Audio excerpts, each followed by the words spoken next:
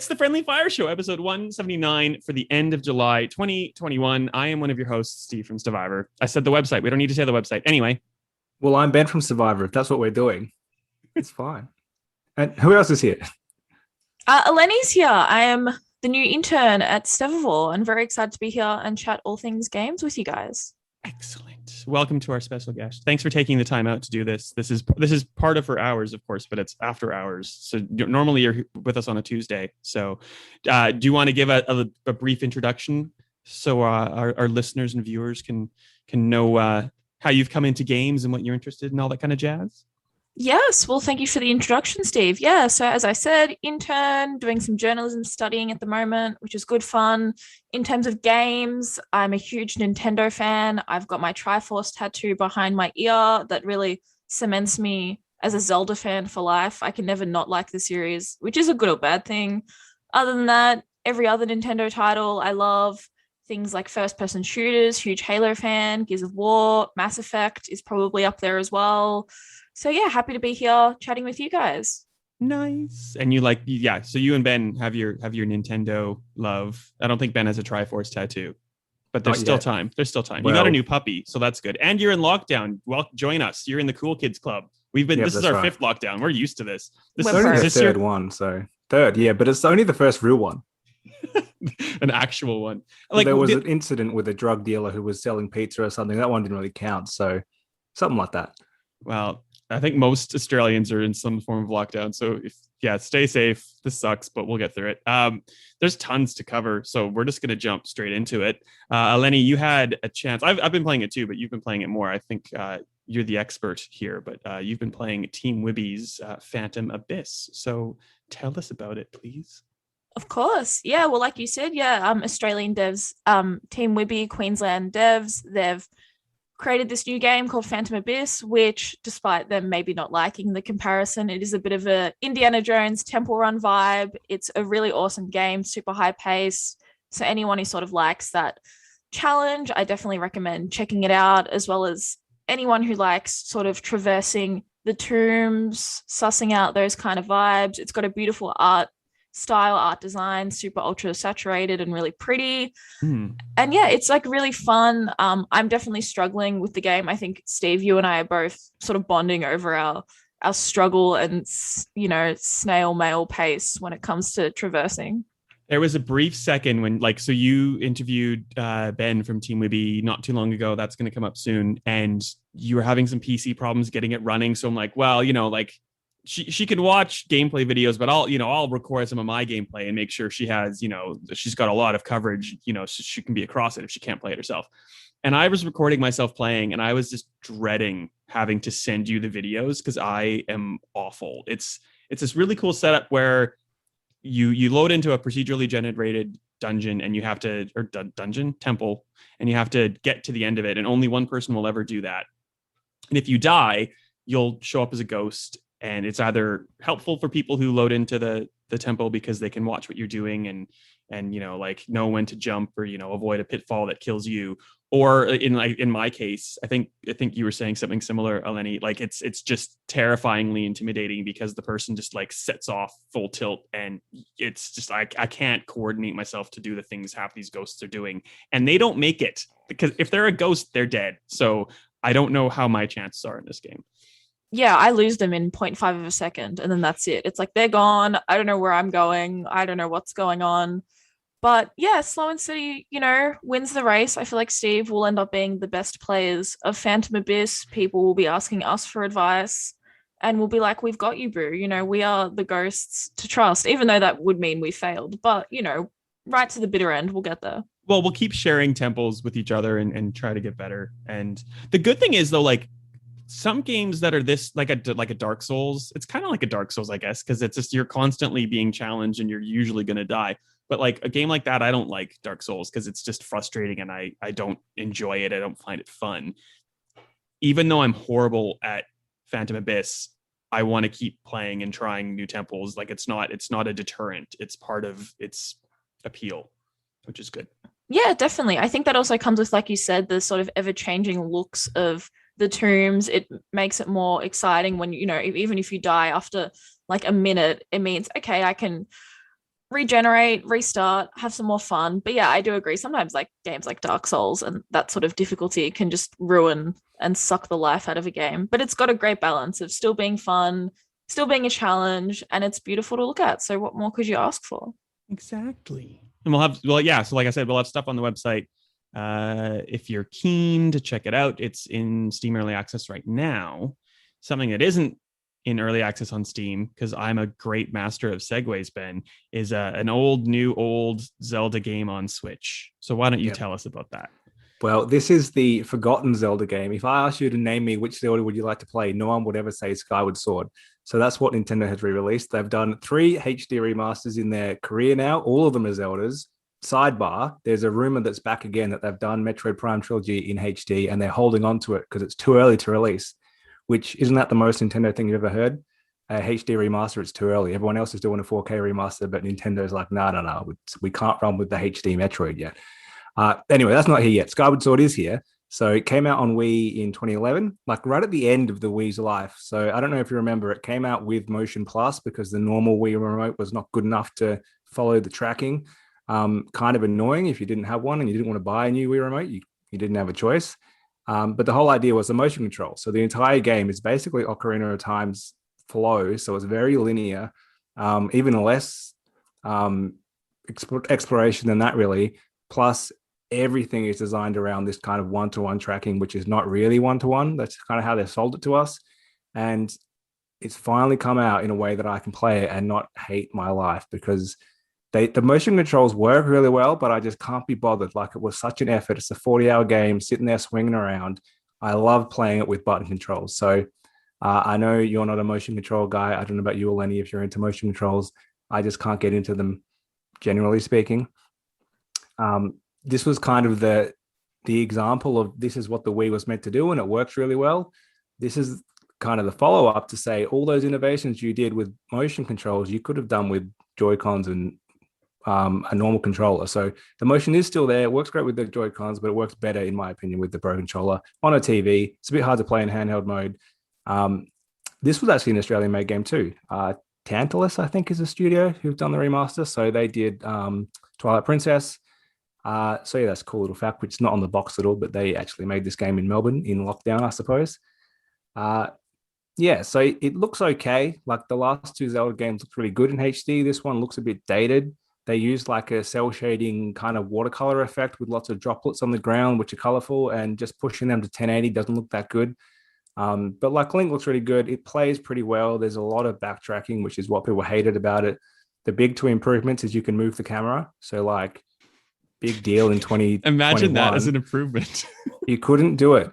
But like, as I say that, well, there was no second control stick on the Wii, so there was no way to do it. So with the Joy-Cons, you can do that. You use the 2 and you can just move it. In button mode, which is how I played, you use the right stick to move the sword. So you need to hold down the L button to move the camera. And I do feel like if they reverse that would make more sense, because the whole time, like, I subconsciously play a game now and I'm always moving the camera all the time, any third-person game. But you don't use the sword that much. So I feel like hold L to use the sword would have been better. But anyhow, the other thing they did is they got rid of, like, there's heaps of text in this game. And you know how Nintendo games work when they kind of the text scrolls and you just have to be like, yeah, come on. No, you're reading this. Yes, that's here. Yeah, I got the gist of it. Zelda's gone. I've got to find her eventually. You can now speed through that. And there's a Navi replacement called Fee who constantly would come up and be like, hey, maybe you'd like to check the map. And then you've been playing the game for 35 hours and she's like, hey, do you know you've got bombs? Like, yes, like, kidding me. Are you aware that you're Zelda?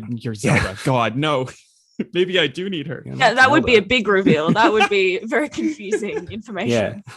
Anyway, you can silence her now, basically. You can muzzle V, say, no, thank you. I've played a game before.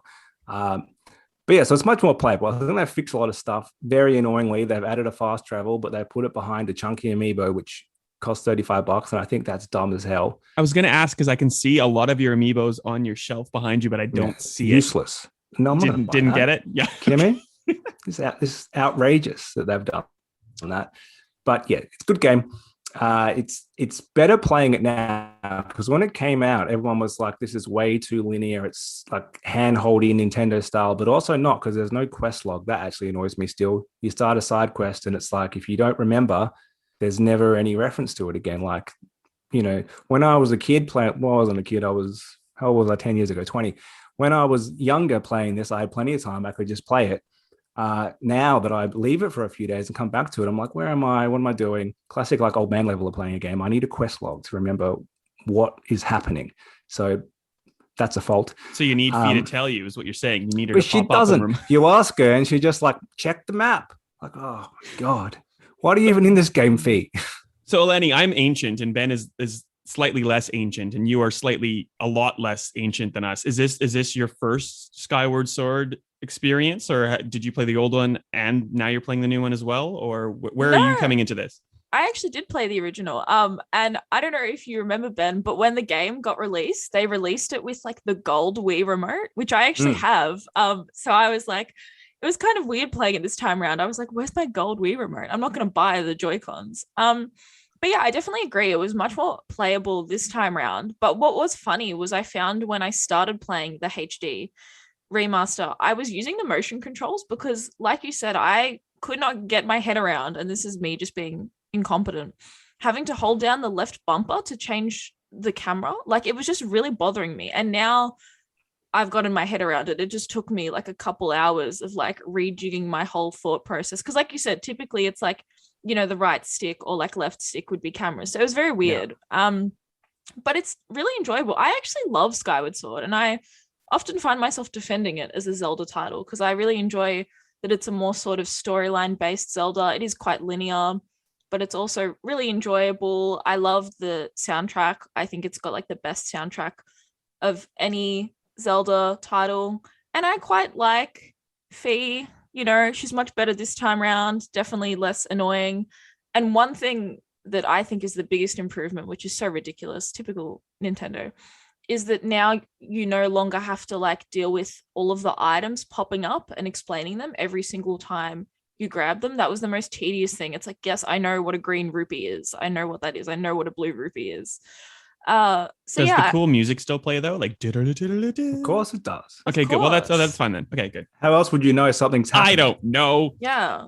Sorry, Work it out yourself. What? Work it out yourself. Imagine that. Read the text. Music, yes. Text, no. Sorry. Keep going. But yeah, it's actually like I'm really enjoying it. Still making my way through, and I'm actually quite enjoying playing it handheld. Surprisingly. But yeah, it's good. I think it's one of the better ones, and obviously the timing is perfect with Breath of the Wild 2 seemingly moving up into the skies. When Nintendo do plan, there's always a method to their madness. So I think it's definitely brought it. Sometimes. Do you have the fancy fast travel amiibo? No, I got so upset because I saw that you could use amiibos, and I was like, oh, so cool, I can use them. And then I realized it was just the one that I have to pay for, and I will not be buying that, which is a shame. But it's really good. I think it's bringing more love to Skyward Sword, and yeah, can't go wrong with the Zelda game, I think. So what? Okay, you have like one sentence to explain it because we have to keep going on. Each of you favorite Zelda game and why? Very quickly, why? Majora's Mask because it's so weird but great. That's me. Ditto. That's it. Eleni.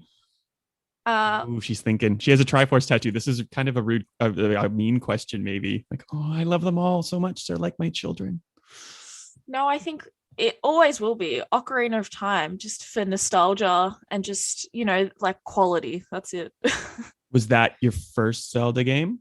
No, it was. I have an older brother, so I played Ocarina of Time on the Nintendo 64 and Majora's Mask. So like the true, like if you can get through those games with that interesting controller, you can really play any game in any video game medium, I think. Yeah, it's like 12 frames a second on 64 as well. So it's a hard slog to get through now. It's quality. Well, and like we're not talking about this for very long, but I just couldn't stop thinking about it. You were talking about like motion controls and like, like getting out of like camera brain of now. And like I talked to Tim Schafer, we'll get into that about Psychonauts. Like it's hard to play the old Psychonauts now because of like weird camera stuff. I maintain that the only game that's really better because of motion controls and like Wii controls is Resident Evil 4. I have my 360 here. I dug it out of the closet to play like Star Trek of all games, which was a horrible movie tie-in that Bandai Namco and I can't remember even who made, but like I had one achievement left in the 360 version of Resident Evil 4. So I started it and I played the whole thing on professional, and I had to like tape my hand behind my back because I was so used to trying to spin the camera, and it doesn't work in that game. It breaks things. The Wii version of that game, you just held a little button and you could just like spin around, and the camera was just like flipping around. It was like the best implementation of motion control. And because it was tank controls and like you don't have to run and gun, you just had to stand and gun. Honestly, like the best version of RE4 that has ever been made. And I don't think the upcoming VR version is going to be any better. No, I will not accept comments. We're going to keep going. And I have a really quick game that I've been playing that we put up the preview today, actually, which is Aliens Fireteam Elite, which is the 3v like 3-player co-op player versus enemy multiplayer online shooter thing that Cold Iron Studios is making. Very much in the same vein as like Back 4 Blood or Left 4 Dead. Left 4 Dead and Back 4 Blood are by the same developer, and that game is coming out soon on Xbox Game Pass. So like free air quotes to like anybody who has that subscription program. So I don't think this is going to do well because it's coming out in August, and a couple months later, like the grandfather of all this, genre is releasing its newest game. It looks really cool. It looks very Aliens. It's very much in the Aliens universe. It sounds garbage. It sounds like someone's recorded all like the gunfire and stuff from like a VHS of like Aliens from 1980 or whenever it was from. They probably did. The audio guy's probably in lockdown, and he's like, "This is all I've got. Take it or leave it." And I played with Hamish and Luke, and it was fun, but like you walk down a corridor and something pounces out and traps you, and then you gotta like mash a button while your teammates can shoot at it, and then you get to a corridor or you get to like an open area, and there's like four, like you're looking forward, there's like a tunnel, and you're looking to the left and right, and there's tunnels going out that way, and you look behind you, and like you're just like, I wonder what's gonna happen. Are we gonna get rushed by aliens from like every conceivable way? And it's that, and then you go to the next instance where it's like that, and you go to the next instance and it's like that. And I know that Aliens kind of upped the ante and made it so it wasn't just one xenomorph and it was like, ooh, there's multiple ones, but like you're mowing down like hundreds of aliens by the time you finished a mission. So it kind of like, it's not scary, it's not tense any longer because you're just like killing anything that moves. And then there's a whole bunch of like special aliens that are, some will like bum rush you and explode with acid, some will like launch projectiles from afar, some like, I don't know, there's two that were exactly the same, a predator and a drone. They were just like big tanking things that like messed you up. I don't know the difference between those. And like the end of a mission's kind of cool because like it really amps up the tension and the difficulty, like and you can feel that happening, but it's exactly the same formula over and again and again and again. And like there's challenge cards. The one that I picked randomly, there's 4 classes. One's a medic, one, like one throws sentry guns, one has rockets. I picked a challenge card where you like always were getting your health ticked away, and every kill you made kind of gave you a little bit of health back. But because we didn't have a medic class, we were like, it was impossible to regain the health you were losing at the same pace. So like I just made it like incredibly artificially more difficult for like no fun reason apart from 2 XP. Like okay, cool. So like it's good. It's not good. I don't know. I'm really not excited to play it, and you can play it solo with AI, but it's kind of boring. So if you have a whole bunch of friends who are really obsessively into aliens, I guess go for it. Questions? Probably not. Is it on Game Pass? No. It will fail. Okay, so we'll play Back 4 Blood together. Okay, yeah, we can't beat the game that's on Game Pass, which is the same thing. Like, yeah, that's dumb true. Business move anyway. So in the news, I had an interview with Tim Schafer, which I thought was really cool. It's all up on the website. I don't know how much you guys want to talk about it. Have you guys been across it? Do you want me to like give you some like key points, or how do you want to do this? I haven't read any of this. I haven't seen your interview. I didn't even know you spoke to Tim Schafer. That's a lie. Tim Schafer. I don't know why I said Tim. I was meant to say Ben. Explain to us the highlights here, and we'll give you our thoughts. Sure.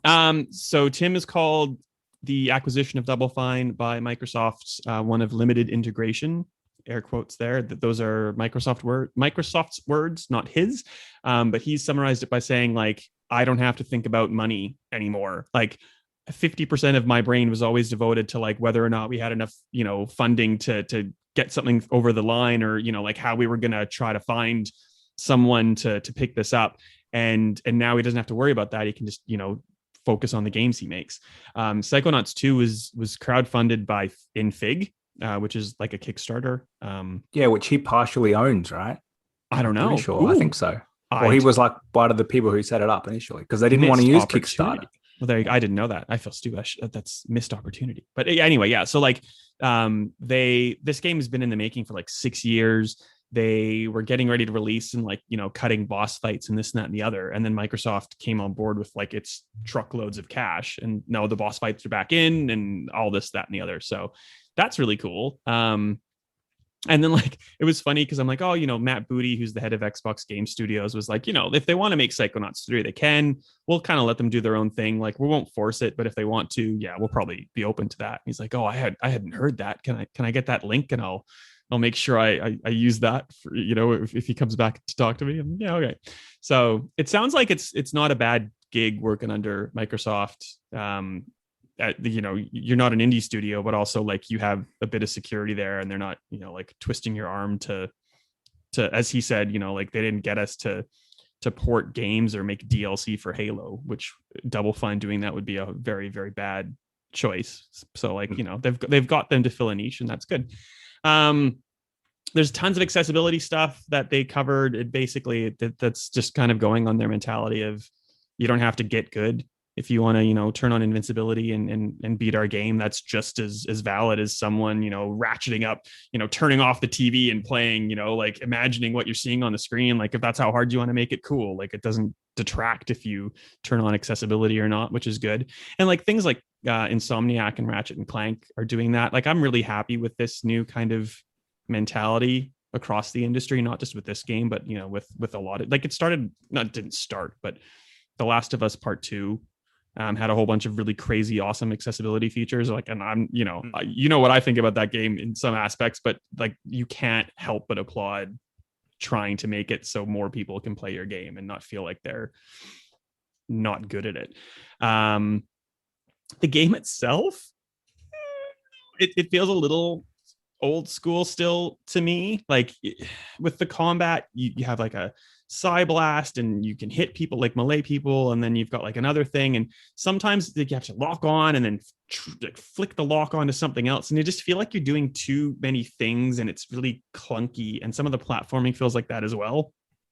But it's free on Game Pass. How much of it is combat versus platforming? What I played about 4 hours, and it was probably more platforming than combat. And I started to get better at the platforming, but it took me a really long time. Like some of the double jumps just kind of didn't feel like you have to like hit it right at the height of your jump to kind of get to some of the places that you want to. And like, I don't know, but I'm sure you can turn on accessibility and make it easier if it's driving you nuts. So you can just start flying. That'd be good. That would be but awesome. Like, that's old school platforming is really hard. You need to get that jump perfect or else it doesn't work. So Xbox doesn't really have a platformer. Not that this is an Xbox exclusive, but it basically is as a Game Pass game. So it fills that gap for them. And if you really think about it, like as much as Mario is the king of 3D platforming, the only one really, its combat is pretty clunky still. Like you need to jump on Goombas perfectly, and it's a bit weird, especially in Mario Galaxy when you're kind of in this 3D space. So, and it doesn't matter because the platforming's so good. So it doesn't bother me that much. Yeah, like hilariously fun. Looks crazy good, hilariously funny. It's really, I really like it. I went back and started playing Psychonauts, and it's that same old thing of like, don't use your right thumb, doesn't work. Yeah. You just got to use your left. But it's like, it's unplayable. That's free on Game Pass too. So like you can try it, and if you hate it, you just don't have to play it anymore. So that's kind of cool for that. It's like 120 up to 120 frames on Xbox Series. It's that thing of like, we're letting it be on every platform, but on PlayStation, it's a PlayStation 4 game that's backwards compatible on PS5. But like, know why that is? Why? Well, because the crowdfunding, they said it was coming out to like Xbox One, PS4, PC, probably Wii U at that time. I don't know if they stuck with that. Probably not. No. So they never said PS5 when they took that crowdsourcing money. So they don't have to do it now. They can just say it's on PS4. You can play it on your PS5. That's Microsoft's tiny little dig at like, yeah, we did it. Take that, Sony. Exactly. Oh, they talked about on the original Psychonauts thing, they didn't archive their work properly. So like a lot of the stuff that was done to make that game originally hasn't been preserved properly. So if they wanted to do a remaster, they'd basically have to do a lot of it from scratch.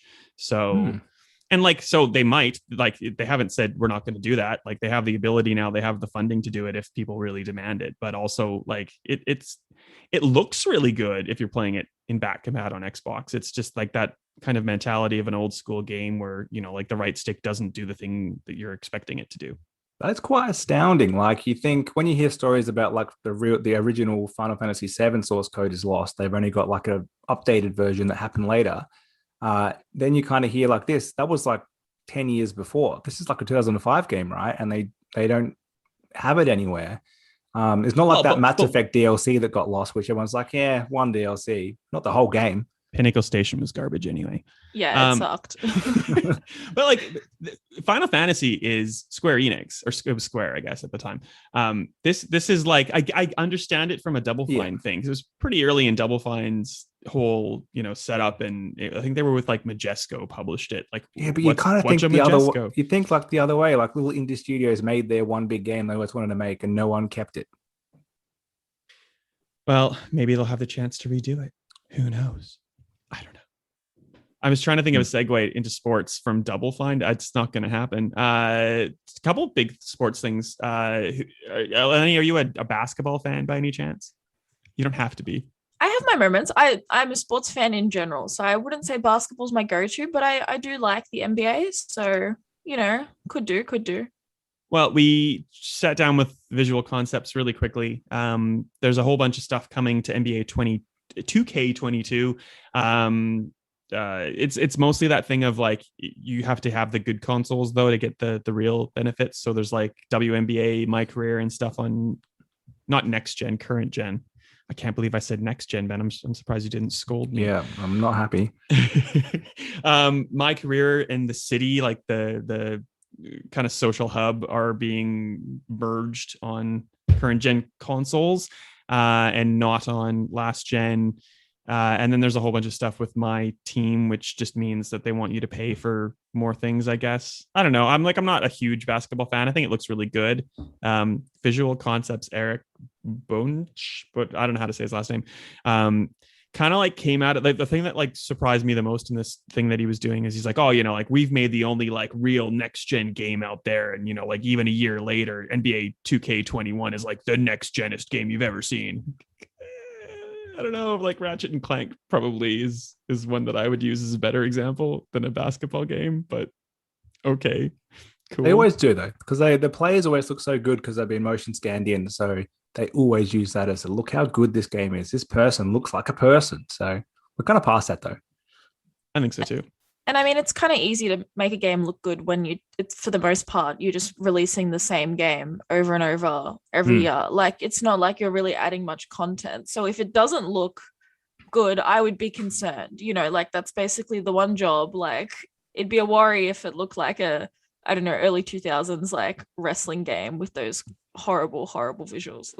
Well, Visual Concepts said they've, you know, redone, you know, the entirety of NBA for current gen, and now like with FIFA, this is a good segue actually, not if I call attention to it. They're introducing hyper motion into their current gen iterations of the next FIFA game, FIFA 22, which, like, Ben, are you across this? Are you impressed by this? You play FIFA sometimes. I do, but I'm not across this at all because FIFA has so many buzz terms. There's always some new buzz thing, like it's often nothing. Did that thing come out about Ignite being a fake engine, not a real thing, or did I just hear that in a pub and not meant to say that? Because I've definitely heard that too, and it's long past, so it's fine. It was an old. So this whole thing rebranded at the start of last gen when they're like, on Ignite, this is so much better than 360 and PS3 because we have the Ignite engine for sport, and then comes out because some drunk guy in a pub told me one time there was no Ignite engine. They just rebadged the old one, and that's why they moved to Frostbite. Well, some of them did. NHL's still not on Frostbite. I don't even think it's on. FIFA. It's not even on Ignite. Anyway, sorry. Yeah, so basically now whenever I hear some new buzz term, like, okay, fine, that's like the marketing guys have come up with this. You've added you've tweaked something. It's the same thing. It's the same game every year. You expect it to look good. It plays pretty well. They have to focus on something, so they always like tinker with offense or defense or something. And sometimes it's better than sometimes it's worse than last year. That's basically it. So it's hard to get excited over the new sports game. Do you want the PR line for hypermotion? Yeah. It's like machine learning to make animations look more realistic, and they've captured 22 players in an 11v11 game for like hundreds of hours to give you the most authentic football experience you'll ever get. Do you know what? It did get so because last year they released the last gen version, then like 2 months later, next gen version came out. And the big difference was there's a new camera mode that looks more like the broadcast view, and it does look really good. It looks like what soccer looks like on TV, more so than what FIFA does. But I've been playing FIFA in FIFA view for so long that I can't play like that. It doesn't look like FIFA. It looks like real soccer, which is no good. It needs to look like FIFA for me to know what to do. So, too realistic. Eleni, do you play FIFA? I used to. Like, my like fondest memories of FIFA were like circa like maybe 2010, 2011, when like Fernando Torres was in his prime at Liverpool. And I used to like play through like career mode as Fernando Torres and just like on the easiest difficulty, score like 5 goals a game, which was amazing. But it's a hard thing where it's like they're the same thing over and over. So it's hard to just really get invested, but they keep looking good. I'm a big fan of women's soccer, actually. So I keep kind of holding out in like a silent protest for them to just come out with like a full giant roster where you can like have like epic like female like careers in like FIFA game. So I think that's why I've just like stopped getting into them, because they haven't really done much in recent years, but they look good. So I guess what more can you ask for? NHL with a fancy engine and stuff, getting the same budget as all the other sports games. Yeah, I know. Okay, let's move on. Hey, you want to talk about dodgy budgets? Look at the cricket game, which just got an update. Like, very good, but I mean, good on you, Big Ant, but it's still full of bugs, isn't it? Cricket 19 years later, let's do a patch. They've charged for a patch, $15 to patch in some stuff. But anyway, it also good has on the 100. Isn't that a thing? Is that a thing? The 100? I don't know. You know what that is? That's England didn't come up with the 2020 league, so they're like, forget 2020. We're doing the 100 anyway. I'm not going to get into the politics of global cricket with you. Ridiculous. Good on Big Ant for supporting local development. But you've charged for a patch. Brilliant. You know what Netflix isn't going to charge more for?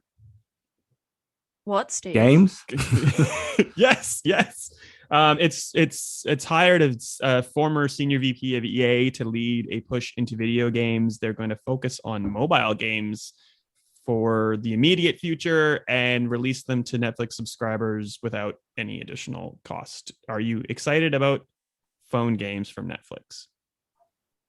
I have a question. Yes. As you would be aware, Game Pass can't be on Apple devices because they need to have a separate app for each game. Apple has just randomly decided. So will Netflix be banned on all Apple devices? Yes, unless you use a browser to access the game, I guess, in the same exact vein as Stadia and Game Pass. It should happen, but it will not. It won't. Eleni, excited about Netflix making a Stranger Things mobile game or something, I guess? Well, I think, I mean, to be honest, not particularly, but I think it's exciting in the sense of what it could lead to. Obviously, yeah, we've seen in like recent years, Netflix are definitely sort of making a push to just sort of enter the world of gaming, you know, obviously having like something like The Witcher being like one of their big hit shows that they're really putting a lot of time and investment into. Definitely, I guess, displays that they're looking to really get into the gaming scene. So I'm not particularly excited about, you know, the launch of mobile gaming, but I guess what that could mean in terms of future partnerships, future like other games. So it's an interesting take. I think, you know, they're really trying to just expand their horizons, Netflix. I think so many good shows they just can after one season, but they're like, let's just get into the gaming world. So it's interesting, but it could pay off and it'll be exciting, I think. I like if they got into it in the ways that you were kind of like talking about. Like they've made an amazing Witcher show, which is doing great. They've done a whole bunch of Castlevania, which has done great. If they made like a Dead Space TV show or something, I would watch that. I would watch that more than I would play a mobile Stranger Things game. And they did talk about the Black Mirror Bandersnatch, like the kind of That's it. choose your own adventure thing. That was really good. Like if they made video games like that, like a choose your own adventure, like branching path thing that you would like watch more than you play, I would be down for that more than what they're focusing on to begin with. But that's just me. I think it will be unbelievably successful because they're going to go for like a Candy Crush type of thing. They're going to go for millions of people have this on their phone already. They're not going for us. Because like the reason why Stadia and Luna and the other 5 that I've forgotten aren't doing well is because it's like, here's how to play Assassin's Creed and the 3 other games you can get on every device, but worse. So they're absolutely going to go for that casual market who just wants to play an easy mobile game. You don't have to buy it. It's already on the Netflix subscription that you pay for. And some of them will probably be themed, like it's the Stranger Things puzzle game. Like it's going to be real basic games. And millions of people have access straight away. Great. No, thank you. I don't want those. I don't want a majority of like Nintendo Switch games because they're not my target demographic. But I might consider buying myself a Steam Deck, which is basically like a handheld PC thing that kind of looks like a Switch, but can play like super intensive PC games and like anything, almost anything on Steam. $400 US. We can't get them here in Australia or pre-register to get them when they come out in December. But have you are you guys interested in getting a Steam Deck yourselves? Does it play games natively, or like to play Flight Sim, do I have to stream it from somewhere? Because surely it can't play that. It can basically play anything that is on Steam. And it's from the hardware itself. It can play in the same way that my like Surface Book can play it and blows up. I don't know the stats or the specs off the top of my head, but it sounds like it would play it on fairly decent settings. So better than your Surface Book. There's a couple going to melt my hands off then? I don't think so. There's a couple like little asterisks right now. Like it won't play the likes of like Rainbow Six Siege and Destiny 2 and like those kind of multiplayer games because of the way that the anti-cheat works. Like it plays Windows games, but it's like Linux based. And like, I don't quite understand exactly how it works, but like it would load Destiny 2 and play it on ultra settings or whatever, but like it won't actually let you play it because of the anti-cheat, like blocking it. But that comes out in December, so they might have that fixed. I would be more interested in a Steam Deck than a Switch for if I'm being general about it. Really? That's interesting because I think it's exciting. And initially I was like, this is awesome. And then I kind of thought about it and I was like, okay, so it's essentially like a handheld PC console. And like reading more about it, they're really sort of pushing for like PC gamers to like get involved. It's the handheld console for PC gamers. But I was thinking about it and I was like, why would PC gamers want a handheld console?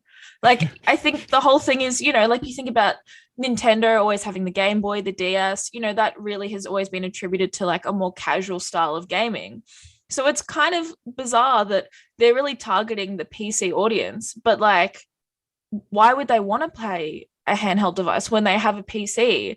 So I feel like it's interesting. And I don't know if it'll do as well as what maybe they're expecting it to. Even like looking at the layout, like the stick layout looks a bit bizarre. It definitely looks like it's going to be hard to hold. It's quite big and clunky. So I think, time will tell. Of course, it could be really successful, but I just feel like they're marketing it to the wrong people because it definitely seems a bit inaccessible to casual gamers. But then it's that whole thing where I can't imagine hardcore gamers would ever want it. So yeah, it'll be interesting.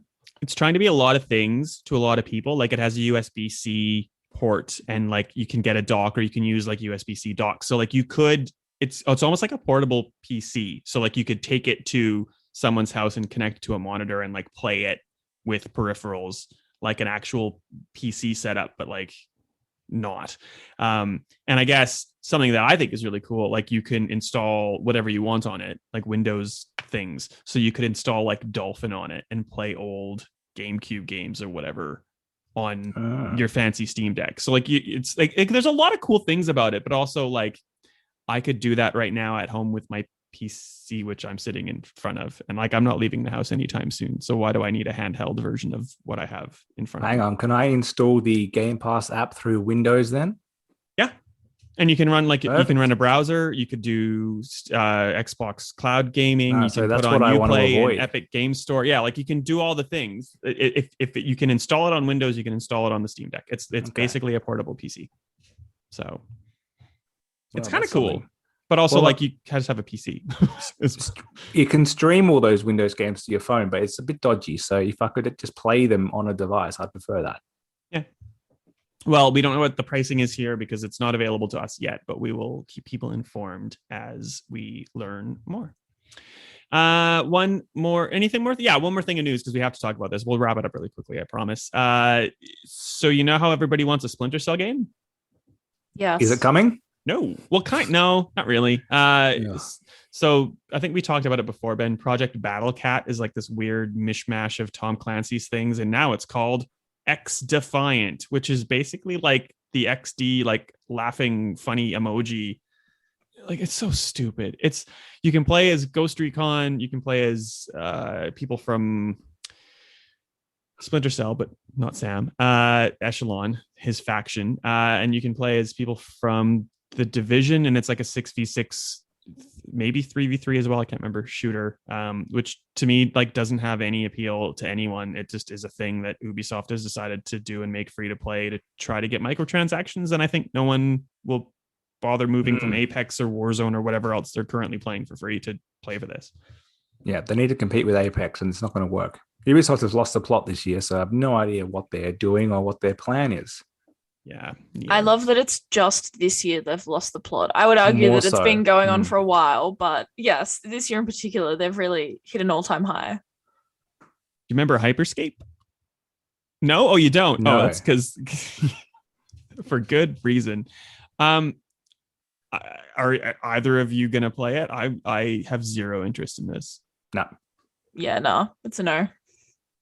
Well, sorry, Ubisoft. That was the easiest, fastest news thing ever. Ben, it's time before we finish up for our weekly or bi-weekly or not bi-weekly, fortnightly segment, which we have to do all the time forever now because it's COVID.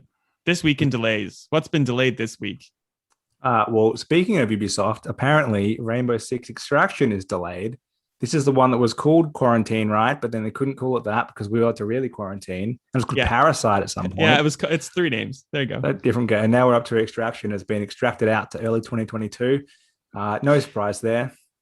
I mean, Ubisoft only released like 10 games all at once for some reason. We took like last year when they released Watch Dogs and Valhalla and something else. The Phoenix Rising, like within 2 weeks of each other. Insane. So them getting some things out of the way of each other is not the worst idea.